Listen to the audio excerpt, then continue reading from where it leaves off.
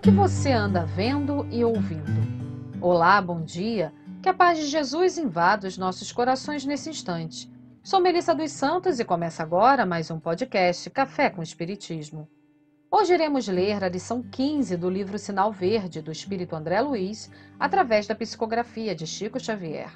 E o título da lição é Ver e Ouvir. No nosso processo de autoconhecimento, é muito importante avaliarmos os nossos gostos e tendências. Por que algumas situações nos atraem mais do que outras?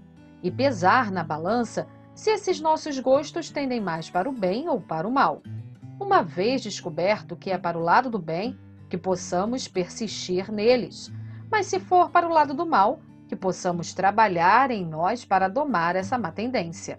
Nesse aspecto entra o que lemos, os programas que vemos, as músicas que ouvimos, as postagens que compartilhamos, a maneira como enxergamos o próximo, como ouvimos o nosso irmão de caminhada e assim vai.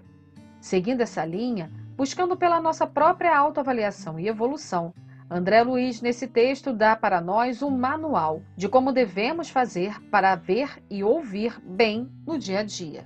Ele diz assim: a visão e a audição devem ser educadas, tanto quanto as palavras e as maneiras.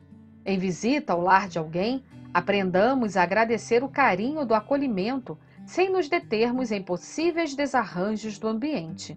Se ouvimos alguma frase imperfeitamente burilada na voz de uma pessoa amiga, apreciemos a intenção e o sentimento, na elevação em que se articula, sem anotar-lhe o desalinho gramatical. Veja com bondade e ouça com lógica. Vamos fazer ligeira pausa para analisarmos juntos essa última frase. Veja com bondade e ouça com lógica. Ver com bondade é estar sempre procurando algo de bom, de positivo, em todos os quadros que se desenham à nossa frente. Ouvir com lógica é entender que às vezes o irmão de caminhada pode ter falado algo de ruim ou que nos magoou em um momento em que ele próprio estava em desequilíbrio. Se ouvirmos isso só com a emoção, poderemos nos desequilibrar também. Mas se for pela lógica também, pensando nesse aspecto, tendo compaixão, poderemos ser bem menos atingidos e até ter um outro olhar sobre a situação. E segue André Luiz.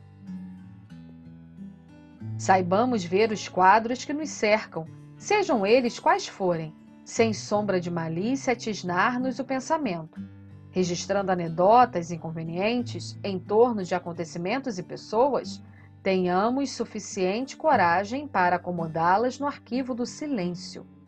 Toda a impressão negativa ou maldosa que se transmite aos amigos em forma de confidência é o mesmo que propinar-lhes veneno através dos ouvidos. Em qualquer circunstância, é preciso não esquecer que podemos ver e ouvir para compreender e auxiliar. Tem um texto de Emmanuel que acreditamos completar a nossa reflexão de hoje. Está no livro Opinião Espírita e diz assim: tumulto e vozerio nos atritos humanos pedem um tipo raro de beneficência, a caridade de saber ouvir. São muitos os que cambaleiam, desorientados, à míngua de tolerância que os ouça. Convém, no entanto, frisar que palavras não lhe escasseiam, falta-lhes o silêncio de um coração amigo, com bastante amor para ungir-lhes a alma, no bálsamo da compreensão. E por esse motivo desfalecem na luta, a feição do motor que se desajusta sem óleo. Desdobras a mesa, ergues abrigo seguro, repartes a veste, esvazias a bolsa, atendendo aos que necessitam. Cede também o donativo da atenção aos angustiados, para que se lhes descongestione o trânsito das ideias infelizes nas veredas da alma. Para que lhes prestes, entanto, o amparo devido, não mostres o ar distante dos que não querem se incomodar, e nem digas a frase clássica: pior aconteceu comigo, com a qual muitas vezes, a pretexto de ajudar, apenas alardeamos egocentrismo à frente dos outros, sem perceber que estamos a esmagá-los. É possível que os teus problemas sejam realmente maiores. Entretanto, na Terra, ninguém possui medida conveniente para determinar a extensão dos sofrimentos alheios.